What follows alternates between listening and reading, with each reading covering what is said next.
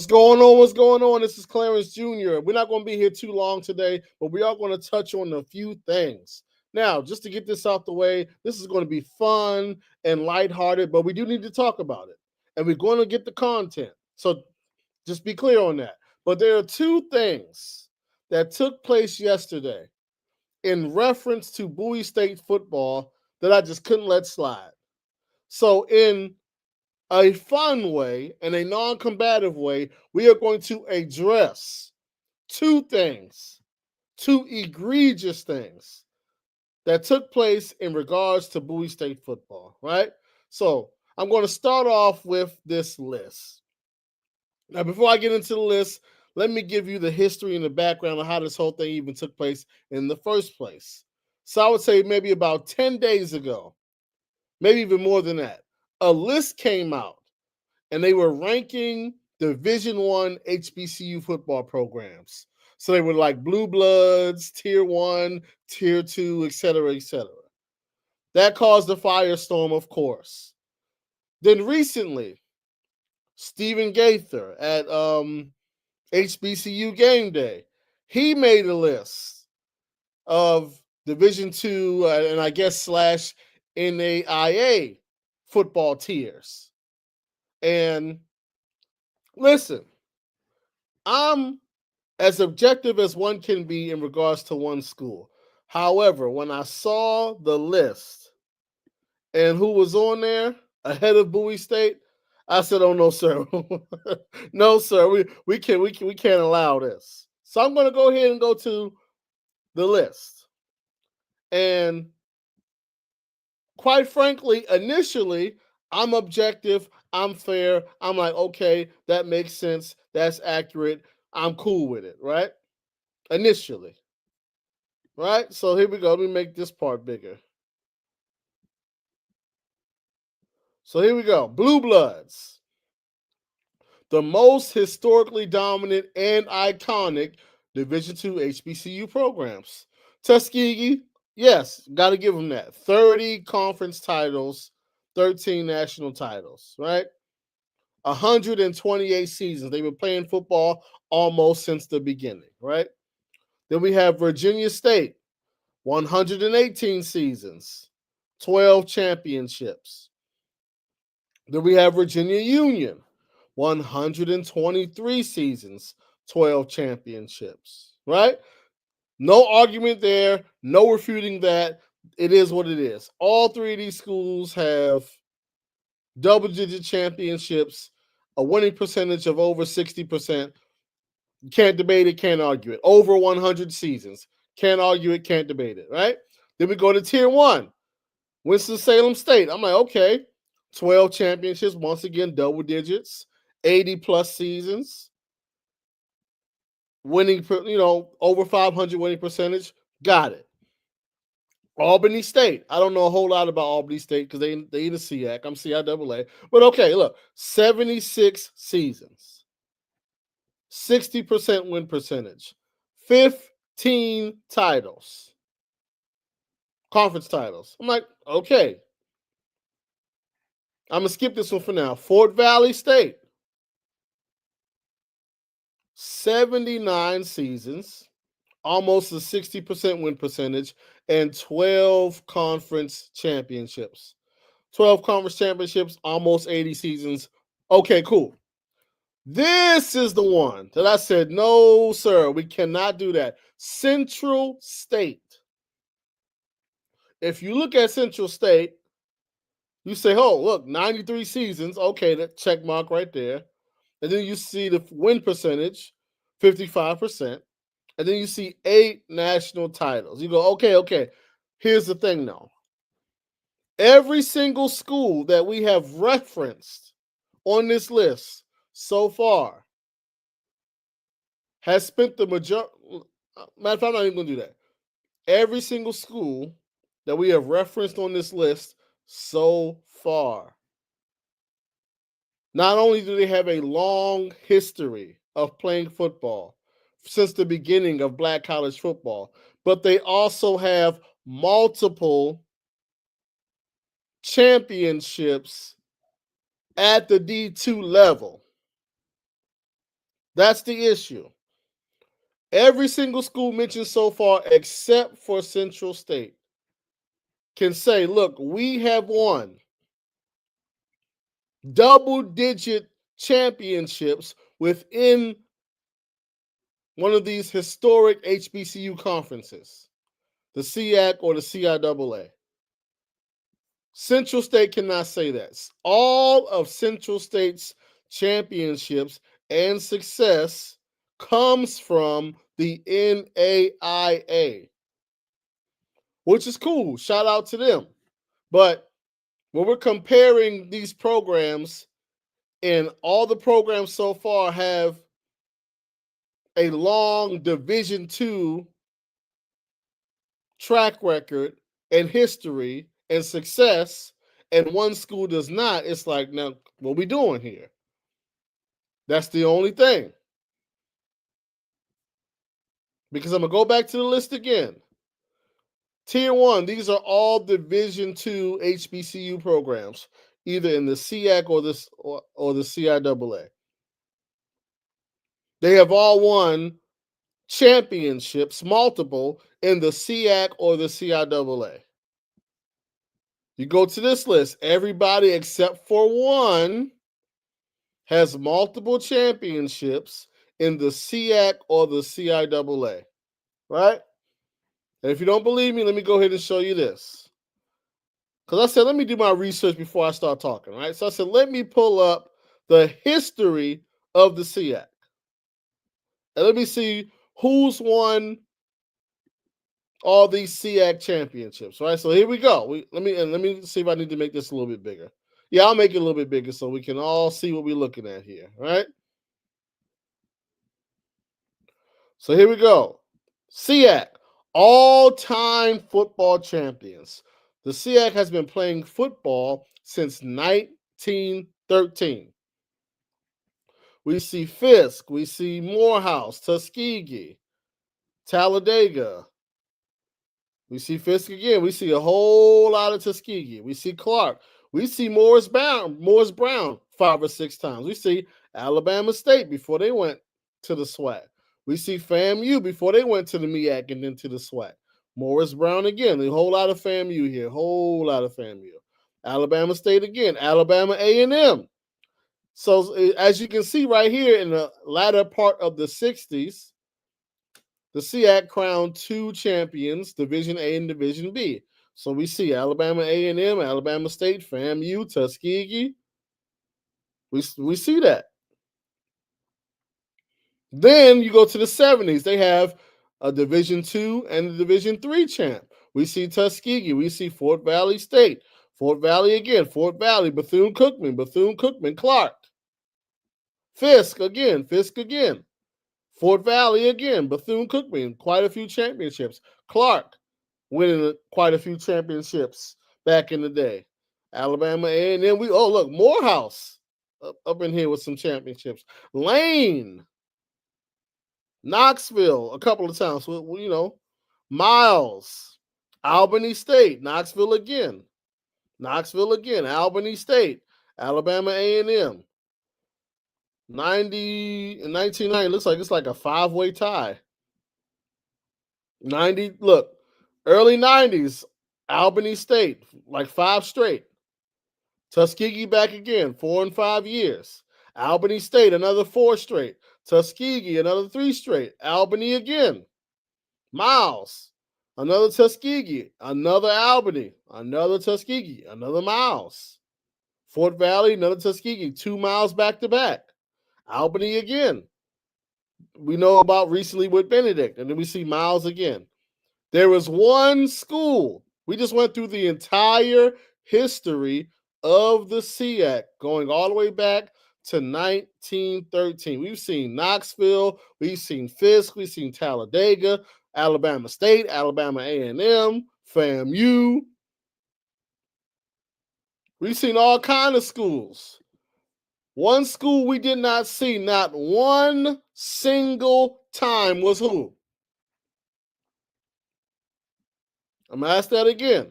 We just went through the whole list. There is one school that we did not see, not 9 times, Not a single championship. Not one.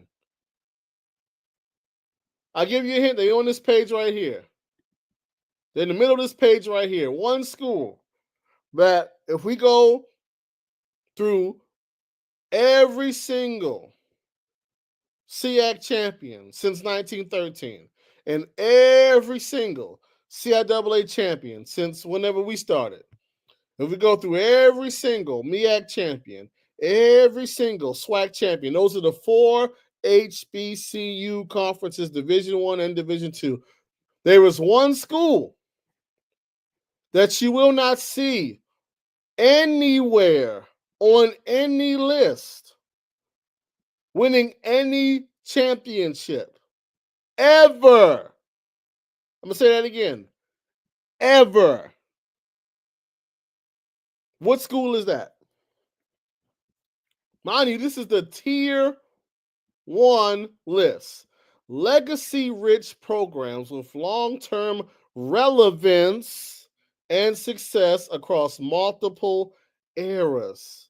There is one school on this list that I don't see any success in any era. Not a single championship at all. And so that's the issue. Granted, maybe they was doing their thing in the NAIA. Cool. So let's make the HBCU NAIA tiers. Let's just do that. See, here's the thing that I've noticed in the HBCU space in terms of NAIA. I don't have nothing bad to say about the NAIA. I don't dislike it. Nothing. I don't have no problem with it. But what I do notice is that people kind of throw them in there to like check a box. And what I mean by that is people are not actually watching or consuming or spending their time evaluating these NAIA programs. What's happening is they're HBCUs, but they're not Division II, but they are HBCUs. So we kind of just, let's just throw them in there with the D2. Let's just throw them in there with them. That's what's happening. Instead of people saying, you know what, let me take my time and really invest some time and energy into the NAIA so I can really see what's going on. Because think about it, like football season and basketball season. Now, in terms of football, there may not be as many NAIA football programs, so where you can have a whole list of 10, but there's enough where you can, okay. But when it comes to basketball, there are enough NAIA HBCU programs to where you can make your own separate NAIA list for basketball. But people don't do that. Instead, what they do is they take the top 8 or 9 teams from the CIAA and the SEAC, and then they pick a team from the NAIA and just throw them at number 9 and number 10 on the list. So 90% of the list is all Division II, teams that you actually follow and teams that you actually watch. And then you just find, oh, let me throw Florida Memorial in there. That's what happens. Once again, I'm not disrespecting NAIA. What I'm saying is when people make these lists, they are disrespecting NAIA, especially when it comes to basketball, because there's more than enough NAIA HBCU programs to where when basketball season rolls around, they can have their own top 10 list.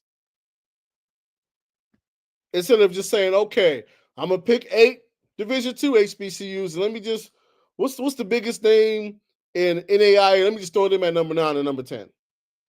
And we're going to get to that on the football side in a second, but we're not done with this part yet, right? This is what was done here. Because granted, there may not be as long of a list of NAIA HBCUs that are playing football currently, but you could still do the history, even programs that shut down.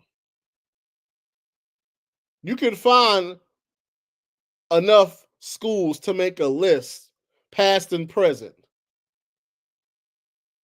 You could. Or you could just do, okay, it's not enough programs. We're going to do a top 3 or top 5. But instead, what happens is, let's just throw them in there with the D2 group. It's like, stop doing that. But the reason this jumped out to me is because they threw Central State in there, which, hey, they have a rich history in AIA. But they have no success at the Division II level, and 99% of the list is Division II. So that's the issue. So when you look at a Central State with zero Division II championships, and then you go to Bowie State with 3 Division II championships, and I think an additional 3 or 4 championship game appearances, which means an additional 3 or 4 division championships at Division II. And you throw on top of that a 2021 box to row HBCU national championship.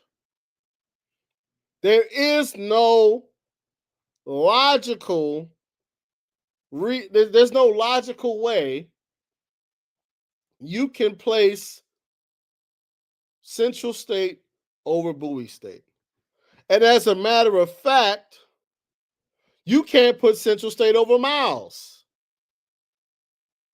Because we just went through the history of the SEAC and we saw Miles, and it says it right here, 8 Division II championships. How do you put Central State, because it's not just about Bowie, how do you put Central State over Miles? Miles has 8 SEAC championships. Central State has none. On top of that, how can you put Central State over Fayetteville State?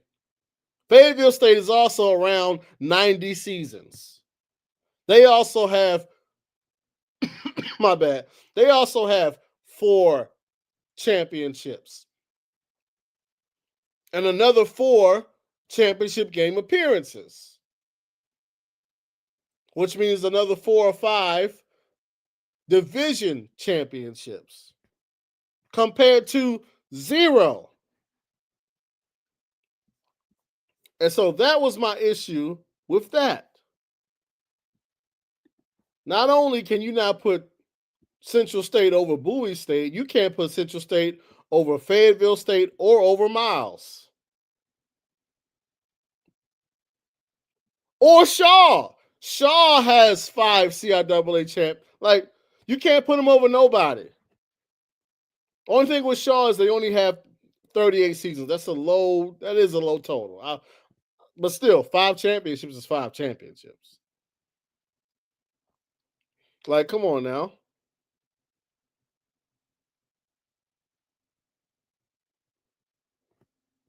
It's just like, come on, man. Like, at a certain point, it's just like, I would argue, can you put them over Elizabeth City State? 80 seasons, and they have a title. One is better than none. Ultimately, it's just, in my personal opinion, they don't belong on the list. It's just that simple. Especially when I show you, and shout out to HBCU Game Day, shout out to Central State. But I'm going to show you what Central State has been doing in Division II. And I don't dislike Central State. Shout out to them. But I mean, when we start doing rankings, we gotta pull out the facts. And so I just want y'all to see what Central State has been doing as a Division II program. So the furthest back I could go was 2009, right? That's the furthest back they have on the actual website, right? And I'm gonna see how I'll make this a little bit bigger, right?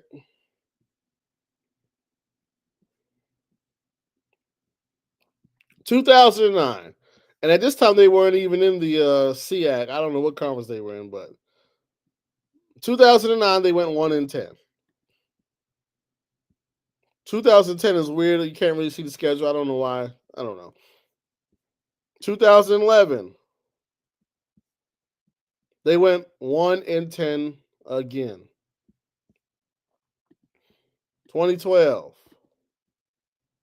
4-6. 13, 2-9.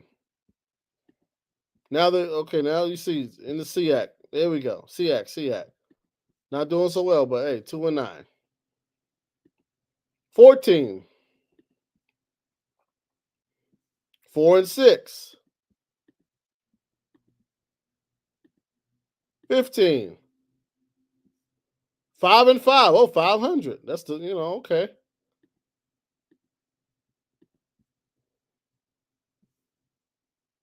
2016, 1-9. 17, 1-9 again. Lost to Elizabeth City State. Okay, I ain't gonna say nothing. 2018, 5-5. So two lost to Elizabeth City State again. So far we've seen two 500 seasons since 2009. 2019, 3-7. I think 2020 was COVID year. There was no football, I believe. Yep, that was that year. 2021, 1-9.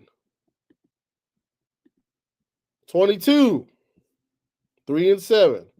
Oh, I'm gonna zoom in right here. Hold on. I'm petty. Let me zoom in on this because this is an abomination. Listen, ladies and gentlemen. I present this to the jury. I'm not gonna say nothing.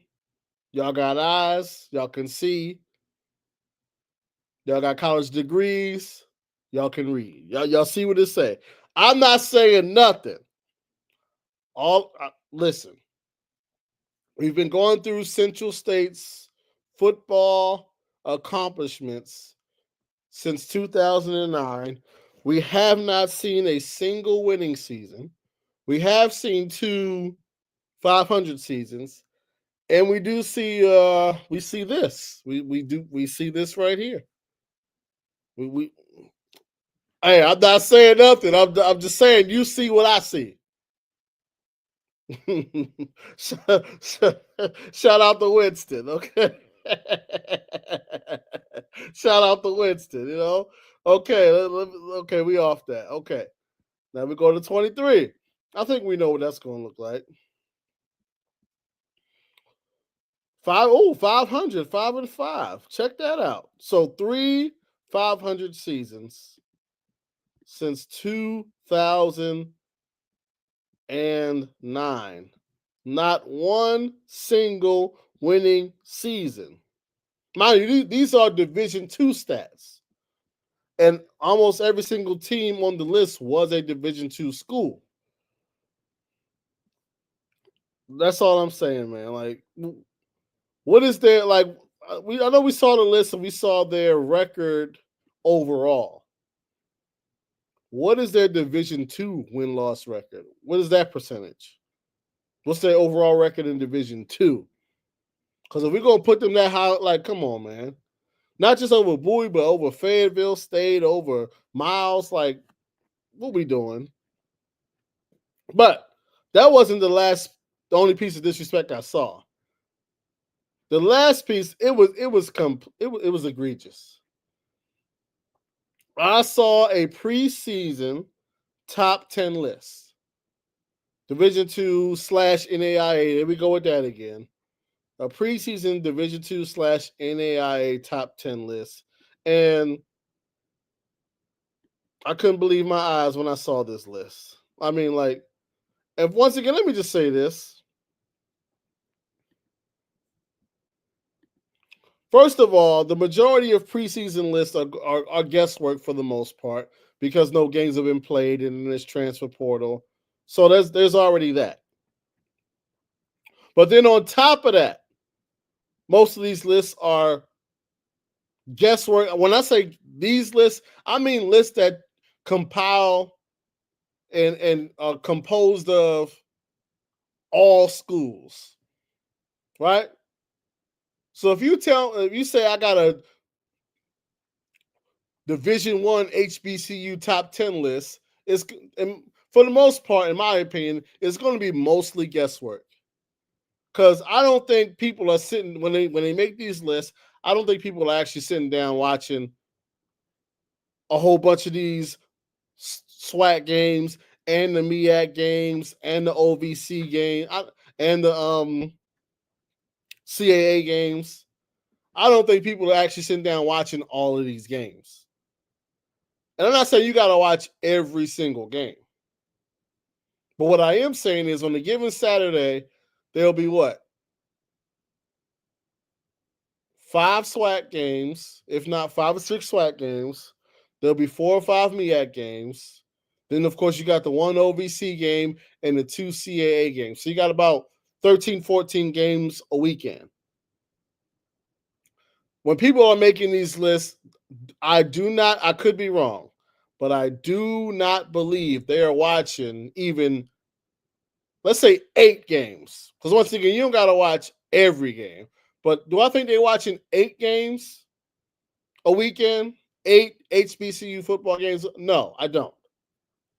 So most of these lists, even during the season, are guesswork. But in the preseason, it's definitely guesswork because, yeah. That's why, like, when I do lists, I do CIAA. Because I watch that.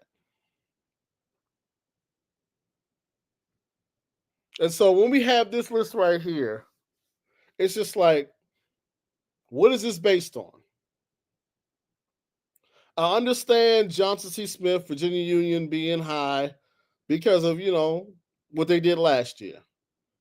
Once again, that's not factoring in all the people that have left. But okay, it's going off of last year. Cool. I know there's a whole lot of, buzz around Clark. So, okay, I kind of understand them being there. Now, Virginia State, as somebody who really follows these CIAA streets, I have no idea what's going on with Virginia State. I really don't. I don't know how Virginia State got to number 4. And if you've been paying attention to my content for the last 2 seasons, I don't have a bias against Virginia State.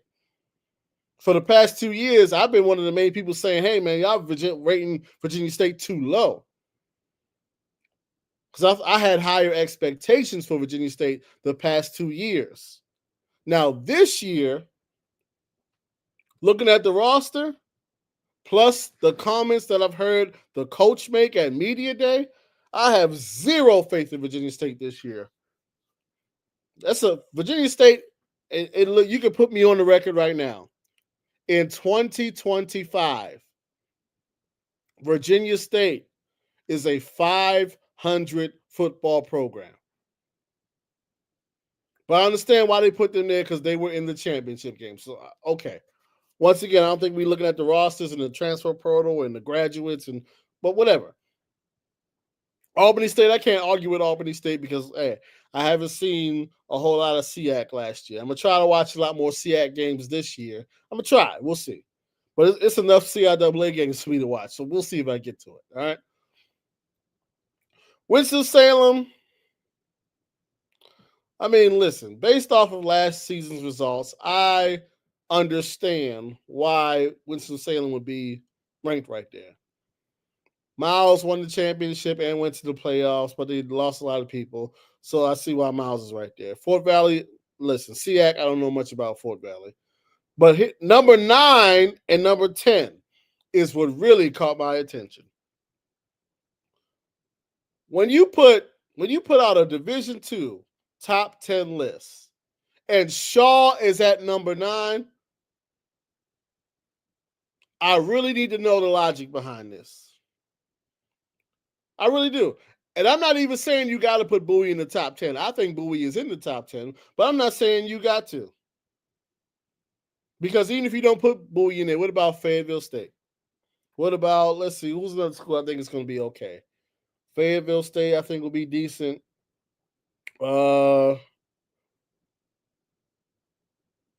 Hell, before Shaw, I put Livingstone.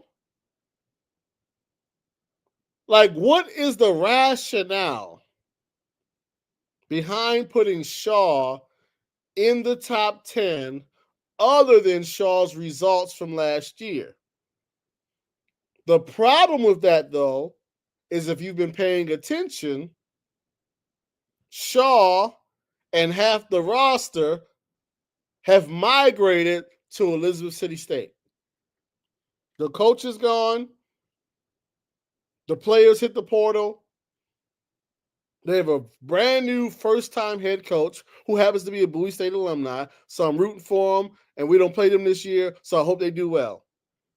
But right now, today, Shaw in the top 10, like you joking. Based on what? Based on what?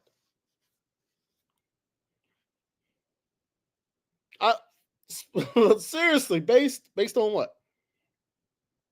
So that jumped out to me. How on earth is Shaw right there? But then this one really got my blood boiling. I ain't gonna lie to you. Florida Memorial, NAIA at number 10. Listen, man. I take rankings literal. So if you tell me that Florida Memorial is the 10th best program, what I hear is Florida Memorial can beat Fayetteville State. Florida Memorial will beat Elizabeth City State. Florida Memorial will beat Bowie State. Florida Memorial will beat Livingstone.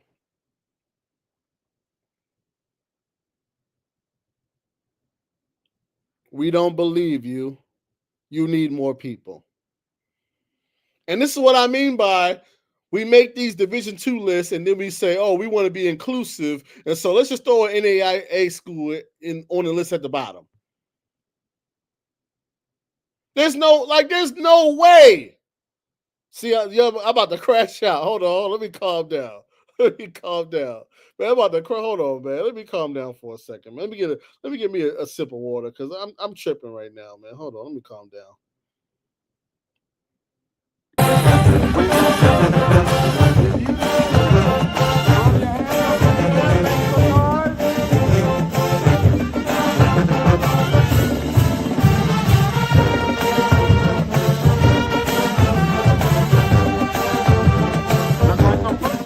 All right. I'm cool now. Shout out to the SOS. I'm cool now.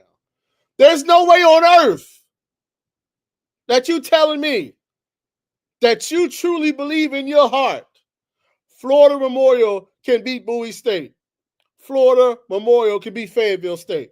Florida Memorial can beat Livingstone. You don't believe that. You don't believe that. You do not think that. Listen, man. Think about a top 10, right? Think about a top 10. I got to make sure I get the number right because sadly St. Aug's is no longer playing sports, right? So there's no longer. I think there's. Matter of fact, I'm gonna get the numbers right, but when you think about a top 10, that means you're looking at every single program in the CIAA and the SEAC, right? So just think about how many programs there are, right? So in the CIAA, there's 1, 2, 3, 4, 5, 6, 7, 8, 9, 10, 11 programs, right? So there's 11 football participants in the CIAA. Then you go to the SEAC. Let's look at how many programs they have. So we had 11, 12, 13, 14, 15, 16, 17, 18, 19, 20, 21, 22, 23, 24 total Division II football programs.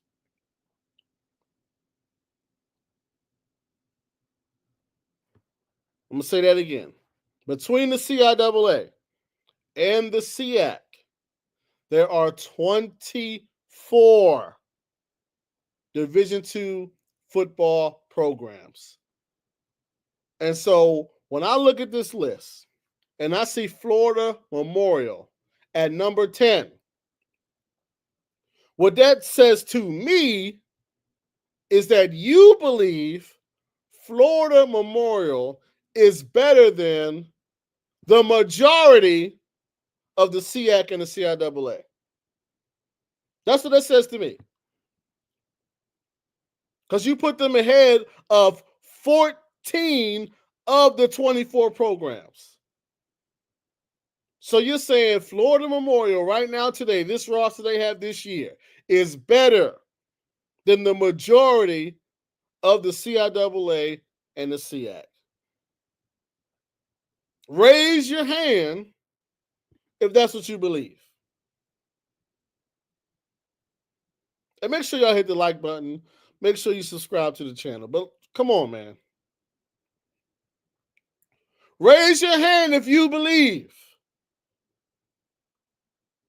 that there are 14 CIAA and SEAC programs that Florida Memorial is better than. So let's go through the list, right? So you're saying that Florida Memorial is better than Central State. I mean, I guess I can give you that. They're better than, let me see, is Allen on this list? They're better than Allen. They're better than Edward Waters. Well, they have beat Edward Waters. I can give you that. They're better than Benedict. They're better than Kentucky State. They're better than Savannah State. That's what you're saying.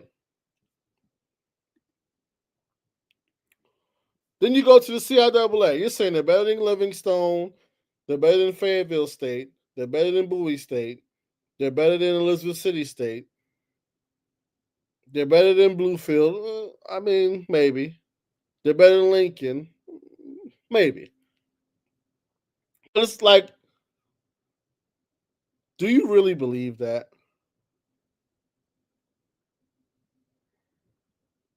And all I'm saying is, listen, if you want to include the NAIA, then actually include them. Make an NAIA list.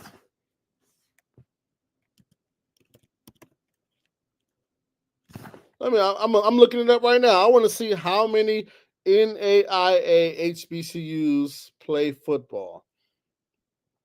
That's what I want to see. I want to see how, because I don't know the actual number. So I'm going to look. I'm just going to be real, you know? Okay.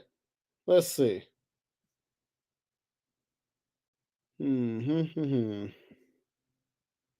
Florida Memorial. Okay.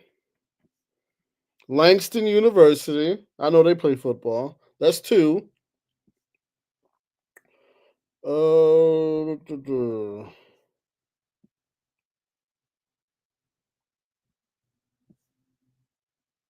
Talladega. I believe I'm not. I'm not gonna lie. I'm not 100% sure if Talladega plays football or not.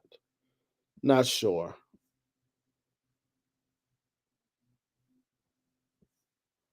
Mm-mm-mm. This list is not helpful. I said a list of football programs. Let's see.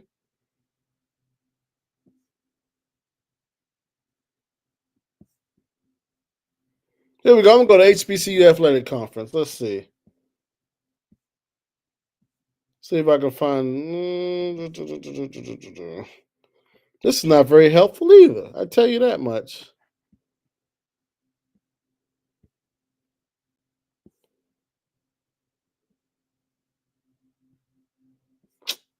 Wasting my time. No, this ain't helping. All right. I'm gonna have to research that, right? Oh no, hold on. I think I found the list. All right.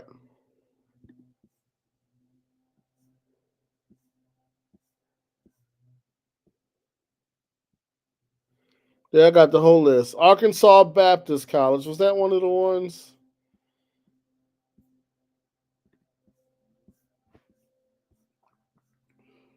Mm-mm-mm.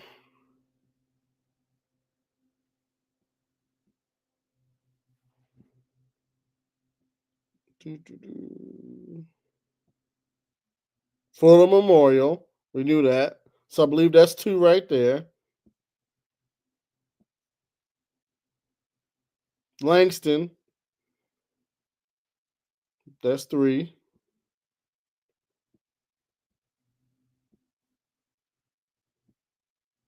Mm-mm-mm.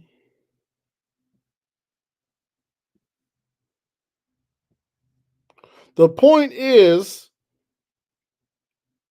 the overall point is just give them their own list. Because when you do stuff like this, ultimately you just invalidate the credibility of the list. Because there's no way when you look at all Division II HBCUs, you're going to tell me that Florida Memorial comes in at number 10. Like, stop it. Nobody believes that. Nobody. So let's just cut it out. And so those were the 2 things that jumped out to me that I said, hold on, man. The disrespect is just getting out of hand, you know? And I would say I'm going to make a commitment to because really, and I'm giving out some free game right here. There's a wide open lane for anybody who wants to get into the HBCU content game. NAIA is pretty much an untapped area. So if you got the time, you're going to put in the work, you can take off because there's nobody really doing it in a real way like that in this space. Because as you can see, when it comes to us, they just kind of, anyway, that's all I got for you guys today.